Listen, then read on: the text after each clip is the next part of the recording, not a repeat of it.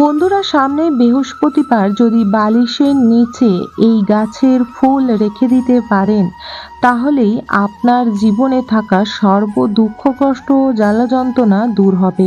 জীবনে থাকা প্রতিটি মুহূর্ত শুভ হয়ে উঠবে এবং অশুভ মুহূর্ত আপনার জীবন থেকে বিদায় নেবে। বন্ধুরা, বৈশাখ পূর্ণিমা 2024 এর তিথি কখন শুরু হচ্ছে, সর্বার্থ সিদ্ধি যোগ সহ শুভ মুহূর্ত সময় দেখে নেব। তার আগে ছোট্ট একটি অনুরোধ করব বন্ধুরা, সম্পূর্ণরূপে ভিডিও তথ্যটি দেখুন। ভিডিওটি যদি ভালো লেগে থাকে তবে একটি লাইক করবেন, চ্যানেলটিকে সাবস্ক্রাইব করে রাখবেন আপকামিং পূজা পাঠ, দন্তকথা, জ্যোতিষশাস্ত্র, বাস্তু টিপস, টোটকা উপায় দেখার জন্য। অবশ্যই কমেন্টে জয় মা লক্ষ্মীর জয় অবশ্যই লিখবেন। বন্ধুরা, এই যে গাছটি দেখতে পাচ্ছেন, এই গাছটি এতই মূল্যবান এবং এর ফুল এতটাই মূল্যবান জ্যোতিষ শাস্ত্রে, তন্ত্রশাস্ত্রে এবং নানা রকম টোটকা ও উপায়ে কার্যকলাপ করার জন্য। এই ফুলটি একদিনই আপনারা পূর্ণিমার দিন যদি বালিশের নিচে নিয়ে শুতে পারেন এবং পরের দিন সকালবেলা অর্থাৎ শুক্রবার দিন সকালবেলা স্নান আদি সেরে এই ফুলটি দিয়ে দুইটি কার্য করতে পারেন, তাহলে আপনার গৃহে কোনো রকমের বাস্তু যে দোষ সেগুলি থাকবে না। আপনার উপরে থাকা নানা রকমের গ্রহর ফের দূর হবে, রাহু কেতু শান্ত হবে, সাথে মা লক্ষ্মীর অশেষ কৃপায় ধন সম্পত্তি ও সুখ শান্তির বর্ষা হবে। বন্ধুরা, এবার আপনার জেনে নেব যে সর্বপ্রথম এই পূর্ণিমা তিথি ও শুভ সময় বৃত্তান্ত কি। পঞ্জিকা অনুসারে বৈশাখ মাসে শুক্লাপক্ষে পূর্ণিমা তিথিকেই বৈশাখ পূর্ণিমা বলা হয়। এই দিনকেই বুদ্ধ পূর্ণিমা হিসেবেও পালন করা হয়। বৈশাখ মাসে পূর্ণিমা তিথি খুবই গুরুত্বপূর্ণ। 2024 বৈশাখ মাসে তিথিতে পড়েছে একাধিক শুভযোগ। এছাড়া স্নান ও দানের শুভ সময় ছাড়াও নানা রকমের যে টোটকা ও উপায় করারও, এছাড়া বুদ্ধ পূর্ণিমার তথ্য, বৈশাখী পূর্ণিমার শুভযোগেরও সময় সবটি জেনে নেব, যার ফলে আপনার ঘরে আর্থিক উন্নতি ও মা লক্ষ্মীর আশীর্বাদে ধনরত্ন বর্ষিত হবে। ব্যবসা বাণিজ্যর কাজে আপনাদের আয় উন্নত হতে হবেই এবং এই উপায়টি করলে সাথে আপনার জীবনে নানা রকমের দুঃখ কষ্টও দূর হবে। বন্ধুরা, জেনে নেব বৈশাখ পূর্ণিমা অর্থাৎ বৃহস্পতিবার দিন যে বুদ্ধা পূর্ণিমা পড়েছে তার সময়। 2024 বৈশাখী পূর্ণিমা তিথি 22 মে বুধবার সন্ধ্যা 6:47 পড়েছে বৈশাখী পূর্ণিমা অর্থাৎ বুদ্ধ পূর্ণিমা। এই তিথিতেই সম্মাপ্ত পরের দিনই হচ্ছে 23 বৃহস্পতিবার 23 মে সন্ধ্যা 7:22। বন্ধুরা, উদয়া তিথি অনুসারে বৈশাখের পূর্ণিমার 23 মে 2024 অর্থাৎ বৃহস্পতিবার দিনই পালিত হবে। বৈশাখ পূর্ণিমার স্নান ও দানের সময় দারুণ, তাই বৈশাখ পূর্ণিমা তিথি স্বাস্থ্যমতে খুবই ভালো।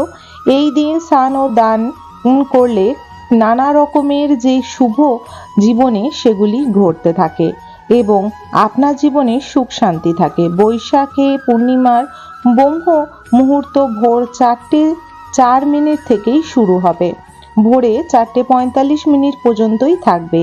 এই দিন নদীতে স্নান করা ও দান করা অতি শুভ বলে মান্যত হয়। বৈশাখ পূর্ণিমার শুভযোগ, বৈশাখী পূর্ণিমার গজলক্ষ্মী রাজযোগ সহ একাধিক শুভযোগ পড়তে চলেছে। এই পূর্ণিমায় সর্বসিদ্ধি যোগও পড়েছে 23 মে সকাল 9:15 আর তার পরের দিন 24 মে 5:27 পর্যন্ত এই যোগ থাকবে।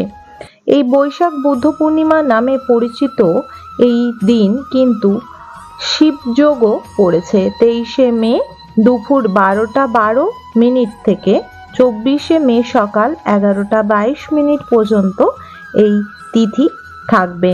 বৈশাখী পূর্ণিমা অর্থাৎ পূর্ণিমা তিথি অনেকেই বাড়িতে সত্যনারায়ণ ও মা লক্ষ্মী দেবীর পূজা পাঠ ও আরাধনা রেখে থাকেন। এই দিনে ভগবান বিষ্ণুর পূজা করা হয় এবং এটি খুবই ভালো ফলদায়ক, লাভদায়ক সংসারের উপরে। এবং পৌরাণিক মতে বৈশাখ পূর্ণিমা তিথি পুজোর জন্য খুবই শুভ সময়। এই তিথিতে যদি নারায়ণ লক্ষ্মীর সেবা আরাধনা করা যায়, সংসারের আয় উন্নতি বৃদ্ধি বাড়ে। বন্ধুরা, এই জিনিসটি যদি আপনারা বালিশের নিচে রাখতে পারেন, তাহলে আপনাদের জীবনে থাকা সর্ব দুঃখ কষ্ট দূর হবে। বন্ধুরা, এটি হলো লবঙ্গ ফুল। আপনাকে মার্কেট থেকে নতুন সুন্দর লবঙ্গ ফুল কিনে নিয়ে আসতে হবে। এই লবঙ্গর প্রতিটা মুখে যেন তার ফুলটি থেকে থাকে, প্রতিটা লবঙ্গ যেন নিখুঁত হয়, সেদিকে খেয়াল করে আপনাকে নিতে হবে 2টি লবঙ্গ এবং একটিতে নিতে হবে কালো সুতো, এবং কালো সুতোটি আপনি নেবেন আপনার হাত মেপে 1 হাত।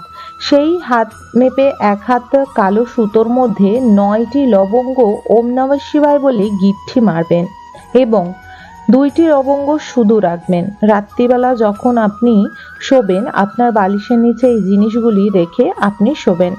পরের দিন অর্থাৎ শুক্রবার দিন ঘুম থেকে ওঠার পর ঘরের বাসি কাজকলাপ সেরে তারপরে আপনি স্নান আদি সেরে পরিষ্কার বস্ত্র ধারণ করবেন এবং তার আগে আপনারা অবশ্যই লবঙ্গটি নিয়ে আপনারা ভালো উঁচু জায়গায় রাখবেন, মাটিতে ঠেকাবেন না। এবং স্নান আদি সারার পর আপনারা পূজা মন্দিরে আসবেন এবং আসার পর আপনারা যে কাঠ দিয়ে বাঁধা, কালো কাঠ দিয়ে বাঁধা যে লবঙ্গটি, সেটি আপনারা মহাদেবের উপরে অর্পণ করে দেবেন। গঙ্গা জল প্রথমে ছেটাবেন, সেটিকে শুদ্ধ করবেন এবং তারপরে মহাদেবকে 1 ঘট জল, কিছু চাল এবং চালগুলি যেন নিখুঁত হয়, বেল্লপত্র, ধুতুরা, আকন্দ, কলকে, টগরের মতো সুন্দর ওনার পছন্দের পুষ্প আদি অর্পণ করবেন। এবং করার পর আপনারা অবশ্যই যে 2টি লবঙ্গ রয়েছে সেটি কি করবেন সেটি বলবো। এবং সবার প্রথমে সুতো দিয়ে বাঁধা লবঙ্গটি দেবাদিদেব বাবা মহাদেবের উপরে অর্পণ করে বলবেন, আপনার উপর থেকে নেগেটিভিটি, জাদু টোনা এবং আপনার নানা রকমের গ্রহ দোষ থেকে যেন তিনি রক্ষা করেন এবং তিনি যেন আপনার জীবনে প্রতিটি পদক্ষেপ সুন্দর ও সুস্থ করে দেন। এটি বলে আপনি নমস্কার করে নেবেন। বন্ধুরা, বৃহস্পতিবার অবশ্যই ঘরের মধ্যে আপনারা 21টি লবঙ্গ, কর্পূর, হলুদ, সর্ষে এবং ঘুঁটে এবং তার সাথে আপনারা দেবেন ওর মধ্যে সামান্য পরিমাণে, একদমই সামান্য পরিমাণে দেবেন গুঁড়ো হলুদ। দেওয়ার পর এটি আগুনের মতো জ্বলবে কর্পূরটি, তখনই আপনারা এই জিনিসগুলি দিয়ে সারা ঘরে এই আগুনটি ধোঁয়া সমেত দেখাবেন। যখন আগুনটি জ্বলবে কর্পূরটা একটু বেশি দেবেন। যখন লবঙ্গগুলি এবং সর্ষেগুলি জ্বলবে, প্রথমে মা লক্ষ্মী, দেবাদিদেব বাবা মহাদেব, মা কালী ও হনুমানজির, এছাড়া আপনার ঠাকুর ঘরের সব দেবদেবীকে আরতি করে নেবেন এবং তারপরে সারা গৃহে এই আরতিটি দেখাবেন। এবং সদর দরজায় এই দিন অবশ্যই আলপনা অঙ্কন করবেন। সদর দরজায় এই দিন অবশ্যই 2 দিকে 2টি প্রদীপ অর্পণ করবেন এবং আপনারা বালিশের নিচে নিয়ে ঘুমানোর যে লবঙ্গগুলি সেগুলি নিয়ে আপনারা হনুমানজি ও মা লক্ষ্মীর নাম করে 3 বার আপনার মাথার উপর থেকে ঘুরিয়ে এটি দক্ষিণ দিকে ফেলে রাস্তার মধ্যে, চৌরাস্তার মোড়ের দক্ষিণ দিকে ফেলে আপনি গৃহে ফিরে আসবেন। এই 3টে উপায় অবশ্যই আপনারা করবেন। দেখবেন আপনাদের ঘরে অর্থের কমি হবে না, সুখ শান্তি সমৃদ্ধি বজায় থাকবে, আপনার শরীর সুস্থ থাকবে, নেগেটিভ প্রভাবের হাত থেকে আপনি সর্বদা বেঁচে থাকবেন। আশা রাখবো বন্ধুরা আজকে ভিডিও তথ্যটি ভালো লেগেছে। যদি ভালো লাগে অবশ্যই একটি লাইক, কমেন্ট, চ্যানেলটিকে সাবস্ক্রাইব করবেন। অবশ্যই কমেন্ট বক্সে জয় মা লক্ষ্মীর জয় লিখবেন এবং অবশ্যই আপনারা চ্যানেলটিকে সাবস্ক্রাইব করে রাখবেন। দেখা হবে পরবর্তী ভিডিও।